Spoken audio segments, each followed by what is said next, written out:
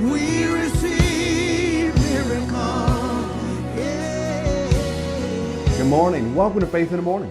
Something good is going to happen to you today, so expect miracles. Thank you for joining me today. Faith in the Morning is to help you start your day with faith and encouragement. Happy Martin Luther King Jr. Day. Let's get started with today's podcast by going over our Faith Family Confession. You'll find that our 2023 Faith Family Confession in the show notes if you're listening on podcast, but also in the description in social media. So say it with me. Say, I am the salt of the earth. I am the light of this world. Jesus said it, so I believe it. I am a carrier of the glory of God. Today I will experience the extreme goodness of God. Today I make myself available for God to show his goodness to others through me. Today I am increasing in influence.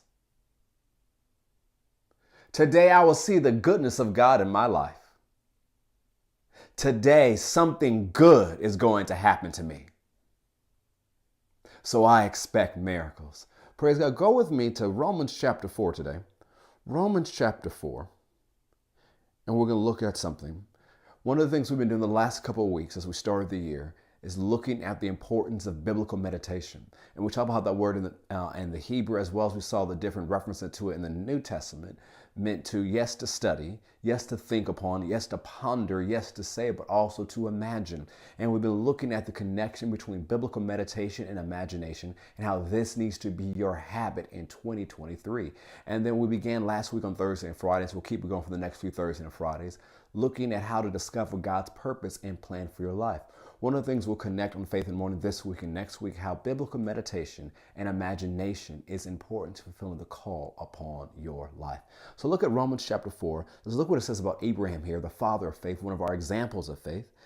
Romans chapter 4 verse 16 says, therefore it is of faith that it might be according to grace, so that the promise might be sure to all the seed, not only to those who are of the law, but also to those who are of the faith of Abraham, who is the father of us all.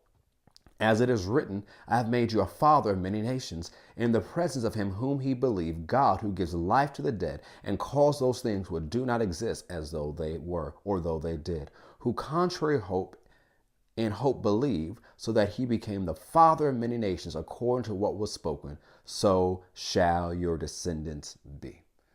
So let's look at how Abraham used his faith. We know from looking at this passage that he was following the example of God. He called things that be not as though they were. God called him a father of many nations, and eventually Abraham began to call himself a father of many nations because he followed God's direction, renaming himself father of many nations. And when he referred to himself as the father of many nations. Sarah referred to him as father of many nations. So we know the power of confession.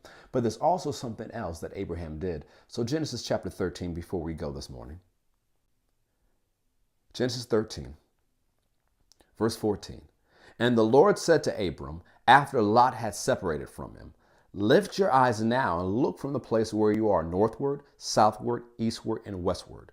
For all the land which you see I give to you and your descendants forever. And I'll make your descendants as the dust of the earth, so that if any man could number the dust of the earth, then your descendants also could be numbered. Arise, walk in the land through its length and its width, for I give it to you. Then Abram moved his tent and went and dwelt by the terebinth trees of Mamre, which are in Hebron, and built an altar there to the Lord. So notice what God told Abraham to do, and this is near the beginning of his journey of faith. He says, go and look to the north, the south, east, and the west. Walk through this entire area, because what you see is what I'm giving to you. So in this journey of Abraham's faith, God gave him something to look at. Now it's important as we keep going and we connect this week and next week, the biblical meditation and imagination, that you have a picture in your heart of what God promised you. God gave Abraham a picture right here of what belonged to him. We talked about the last couple of weeks how when Joshua was told to meditate on the law, that when he's meditating the law, it's not just words, because he's standing at the entrance of the promised land when God told him. He's going into the promised land. These weren't just things that he had studied about, heard about. He's right there. He can see what belongs to him. He can see what God promised. And in order to release your faith in a higher level and recreate your life, you're going to have to see the promise of God. You're going to have to keep something before your eyes in your heart that you see when you release your faith. So we know when Abraham was calling things that be not as though they were, God had already given him a picture. So when he released his faith, it wasn't just his words, but he was also seeing something in his heart that backed the words that he said. Whatever God has promised you, keep that picture in your heart, because that picture will help you release your faith. We'll get into it more tomorrow on Faith in the Morning. Until then, have an amazing day, and I'll see you tomorrow on Faith in the Morning. God bless.